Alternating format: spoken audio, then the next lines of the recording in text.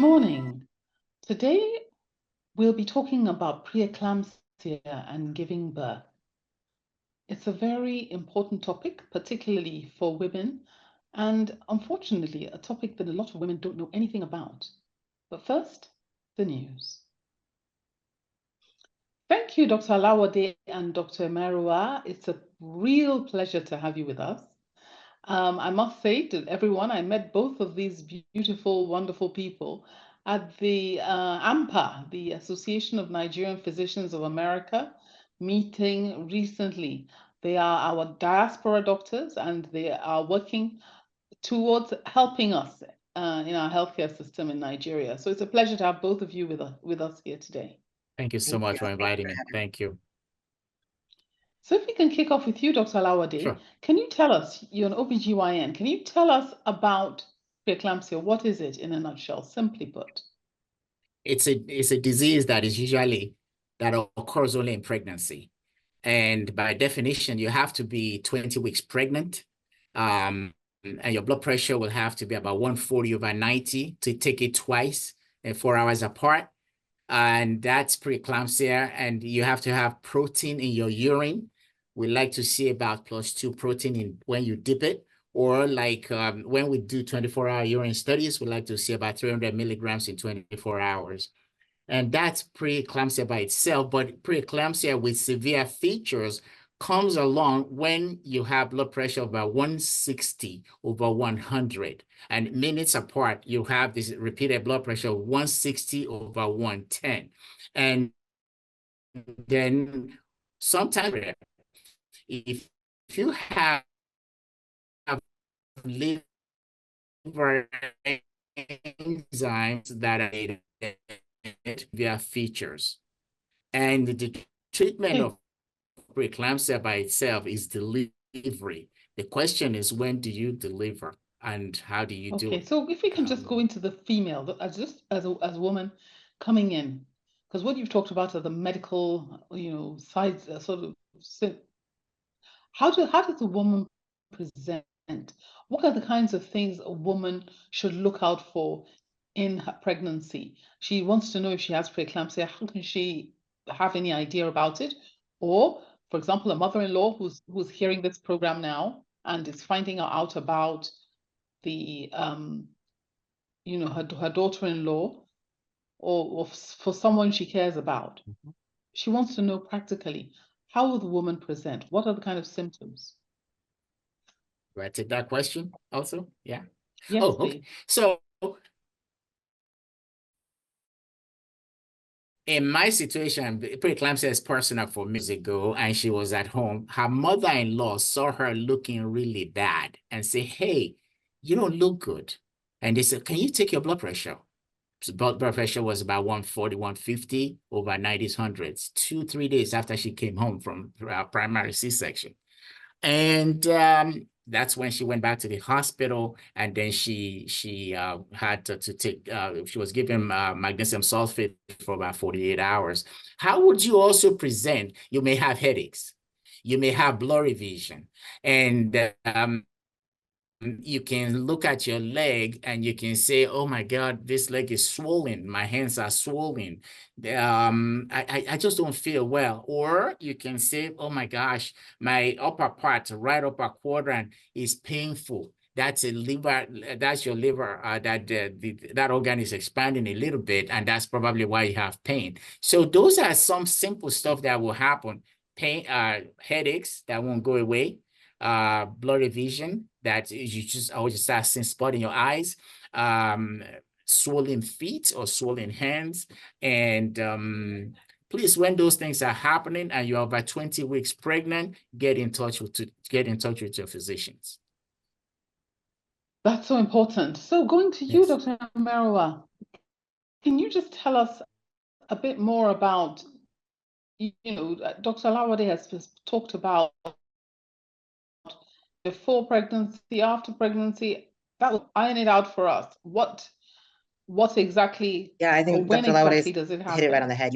By definition, we don't call it preeclampsia before 20 weeks because preeclampsia is caused by the placenta, and before 20 weeks, the placenta is not large enough, it's not contributing enough to the woman's body for your blood pressure issues or any of the issues affecting your organs to be related to preeclampsia. So before 20 weeks, we call it chronic hypertension. You had hypertension before pregnancy that you just didn't recognize. And now because someone's checking it, we see it. And then anything that happens after that, where it either goes up or it affects your kidney, you see protein affects your liver, that we call preeclampsia.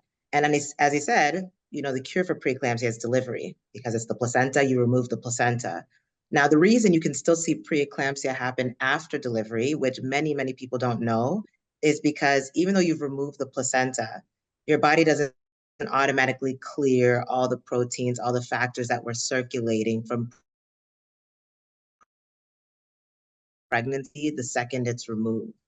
So because it takes your body a while, it's pre-pregnancy state, new onset preeclampsia or worsening preeclampsia or symptoms of preeclampsia, particularly in the first 7 to 14 days, 1 to 2 weeks is the highest risk time. But we say up to 6 weeks after delivery, you can still see the effects of preeclampsia, even if you had nothing beforehand. And I think what's even less well understood is the fact that, even though your body doesn't really go back to a pre-pregnancy state, all the things that were happening that have affected your blood vessels, your heart, your kidney, your liver, your brain, those things may change your body in an irreversible way to the point where maybe you don't see that you have hypertension or high blood pressure immediately, but your body is then more susceptible to having high blood pressure, heart attack, stroke down the line if you don't control the way your blood pressure continues. Wow, so going back symptoms, she talked about, Dr. Emeruwa mentioned some things that are quite alarming, things like, stroke, and when does that occur? Is that patients?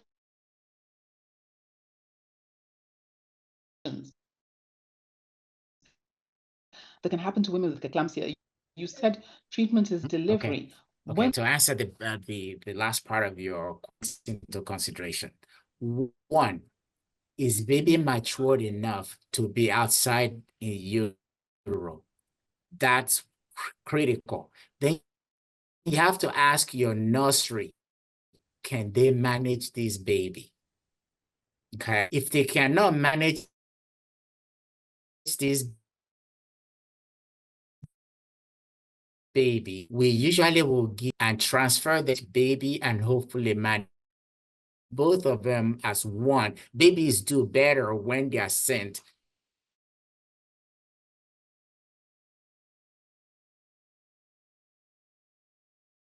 be pushed to do that. When is she going to stroke out? You don't know that. So you're going to watch out for it very, very carefully. She can stroke out anytime, okay? Wow.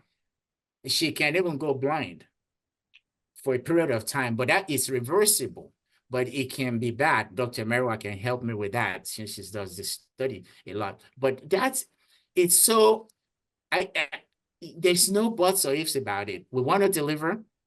When do we deliver? If mom is getting worse, you do blood work now, and the liver enzyme seems okay. You hold your breath. Baby is okay on the monitor. You keep holding your breath. You do your sonogram. You look at the fluid around baby, what we call biophysical profile. If baby is okay, adequate weight, you can wait. And then your nursery is prepared. But say 6 hours from now, you draw your lab work again, and the liver enzymes is up, or mom doesn't look good, you better deliver. Otherwise, you may lose both of them. And that's not going to be good. That's actually quite scary. Dr. Emeruwa, what are the chances, what's the likelihood of us, as I know you did your study in the US, but as Nigerians, with Black people who have more of a tendency to hypertension and so on, how dangerous is this condition really? Oh, I mean, it's incredibly dangerous. And what's unfortunate is you talk about maternal mortality and how a lot of the maternal deaths are preventable. And it's very true because, as Dr. Alawode said, the complications that happen from preeclampsia are significantly, exponentially more likely to happen when you're not having some monitoring, right? Because there are some things you can control with preeclampsia. If somebody comes and their blood pressure is elevated, you can give medications to bring it down. And that can help reduce some of the immediate risks of stroke, heart attack, fluid in the lungs, kidney failure, as you're monitoring those things to buy some more time for the baby to mature.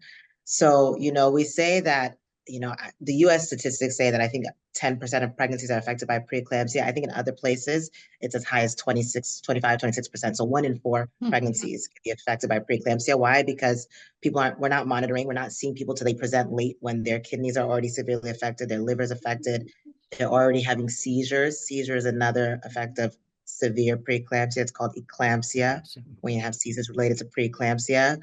So 1 in 4 people, when you don't have adequate monitoring, when you're not giving magnesium to help reduce the seizure risk, when you're not delivering, when you see that baby's mature enough and mom's getting worse. So we can bring down these risks with adequate monitoring. And so it's in places where people don't have access that you're going to see the risk skyrocket in a way that it doesn't need to. Absolutely. Wow, that's very alarming. So what can we say, or what can we do about this in terms of us in Nigeria? How can we manage this situation? What are the kind of recommendations that you have? Because a lot of our women, they say up to 60% of our women deliver with traditional birth attendants. They don't even have access to modern facilities. I'll What just can say we do briefly, to I think help we have 2 our minutes. women? Education is the key. I mean, my people perish for lack of knowledge. You got to give people education. Pregnancy, I respect pregnancy a lot. If I see a pregnant woman, I take a bow because you don't know what's going to happen. So, and our physicians are adequate. I mean, they know what to do. They know what they're looking for. But the patient is the number one. Who is going to say to herself, look, I don't feel good. I need to be seen. Okay? The earlier you get seen in your pregnancy, the better off you will be. Come to the clinic as scheduled. If you have any problem, have access to the physician. That's where telemedicine will be the key for us to make things better in developing nations.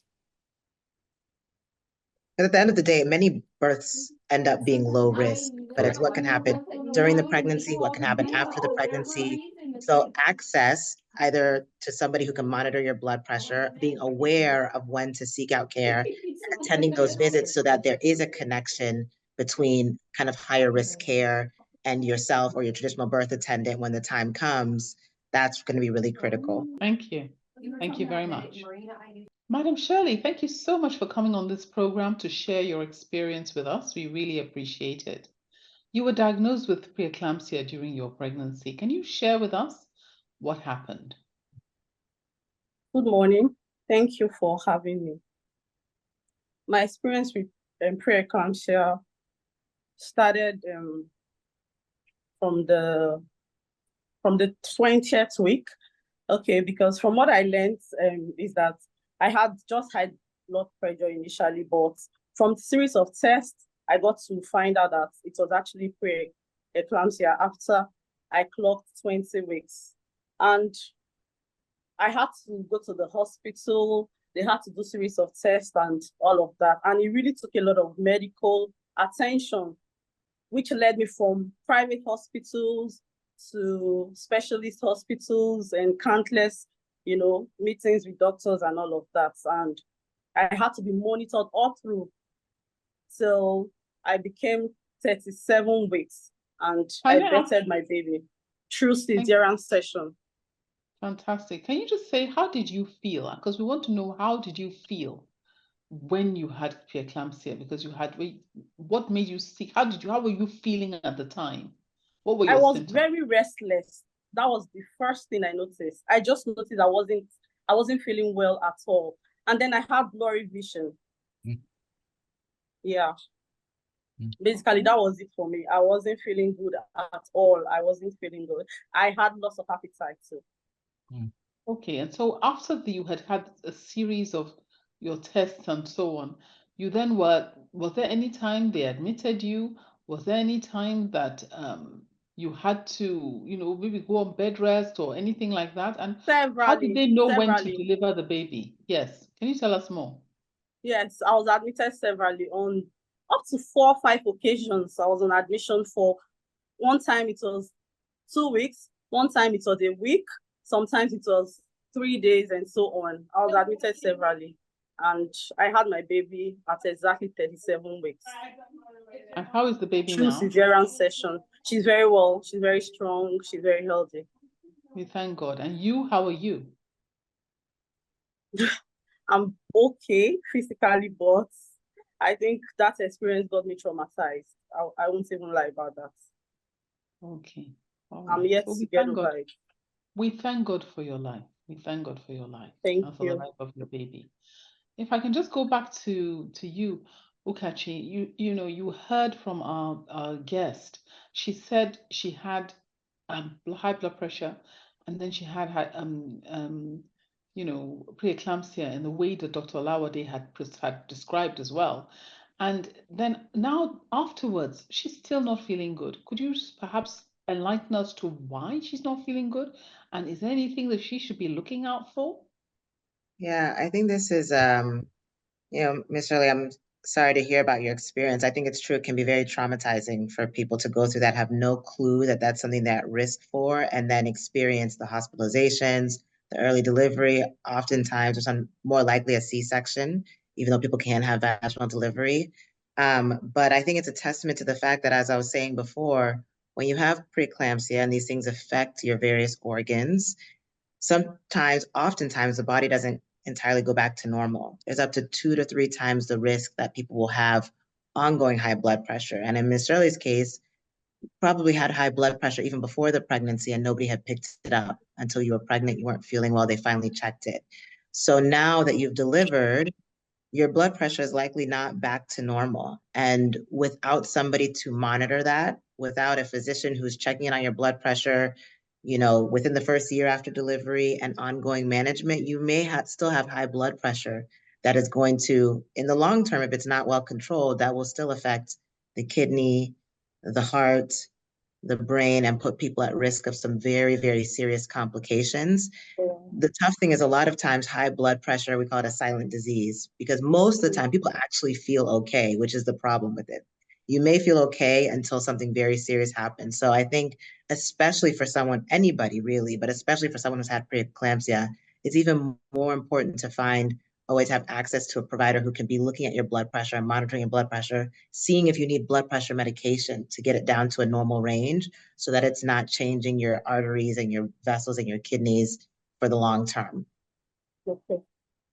No, thank you very much. I think it's very important that not only she gets to hear this, but everyone actually who's listening gets to be educated. I mean, Dr. Alawode talked about it just now. He said education, education, education. And so you're letting us know that it's so important for that follow-up. And I'm sure Madam Shirley is listening and will take action on it. So Dr. Alawode, is there anything else you want to add to this? What I'm going to say is that it's both ways. The patient have responsibility, so is the physician. As soon as you're pregnant as a Black female, seek attention of your doctor. In this situation, if you have blood pressure earlier on, so that's a chronic hypertension, and you have preeclampsia on top of that, that's superimposed preeclampsia. So you need to seek your doctor's attention first, and you need to start reading about pregnancy, not from Google. I don't care for Google. I would say read from NIH website, read from CDC website, and read from American College of OBGYN website. Those are the 3 best sites for you to know about yourself, about women's health in general. Let the physician know and make sure you can connect to your physician. This is one way for us to really bring down all the side effects of what we can get from preeclampsia. Does that make sense? Yes. No, it does. It does definitely. Yeah. It does make a lot of sense. And with the high risk of women dying in childbirth, you spoke about telehealth and the importance of telehealth, particularly within the rural areas. Madam Shirley, she's lucky. She's, she's working, Yes. she's urban, she Yes. has access. Yes. But what about the many women who are out there who don't? Okay. How can we help them? Okay. And I'm glad Dr. Emeruwa is doing the same thing, and I have to hook up with you later on. We need telehealth. If you, with the telehealth that I've developed with another individual 7 years ago, if you have a smartphone and you have access to Wi-Fi, we can monitor most of the things we're talking about from home. Your blood pressure, I can monitor in real time. Your urine protein, I can monitor in real time. Your blood sugar, I can monitor in real time. Your weight, I can monitor in real time. If I get my way, I should be able to do sonogram on you real time from home. Yes, if I get my way. Soon, okay. Yep. So all on the app. And I can know exactly what's happening to you anywhere in the world, as long as you have access to Wi-Fi and you have a smartphone. And that will really help us tremendously in continental Africa and all the developing nations. Yes. That's important. That's indeed. So important. Yes. Dr. Emeruwa? Yeah, no, I agree. It's unfortunate because, like you said, a lot of these things, there are some slow signs, right? We allow patients to be aware of the symptoms because originally that was the only thing we could rely on. Do you have a headache? Do you have blurry vision? But honestly, those are somewhat later signs that things are really evolving and becoming severe. So what we really need is the same thing we have access to in the clinic. Like I said, I always say in 2024, Google and Apple have access to your health from your home. There's no reason your doctor can't, right? Thank you. So if we can give you the tool to do a simple blood pressure measurement, simple urine dip, or whoever is in a clinic nearby, and that can be referred back to the person who has the expertise to put the pieces of it together and say, when do we need to deliver? Or when do we need to transfer you for additional monitoring? That can save a lot of lives. Many people have cell phones. Almost everybody anywhere has a cell phone. Yeah. And so with that just additional piece of these tools, I really think that's going to revolutionize how we care for women with preeclampsia and prevent a lot of these early maternal or fetal deaths.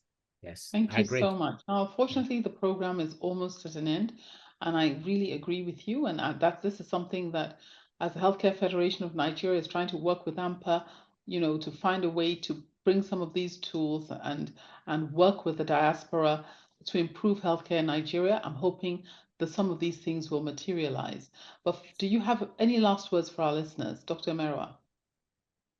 I think the main things are just, one, to be aware. ACOG, the American College of Obstetricians and Gynecologists, says patient education of signs and symptoms is top priority. And two, just to have a two-way relationship with your care provider where you seek care, they can be aware, and if things start to look more severe, to pay attention to your body and to go to somebody who can actually assist and help. Thank you. Dr. Alawode?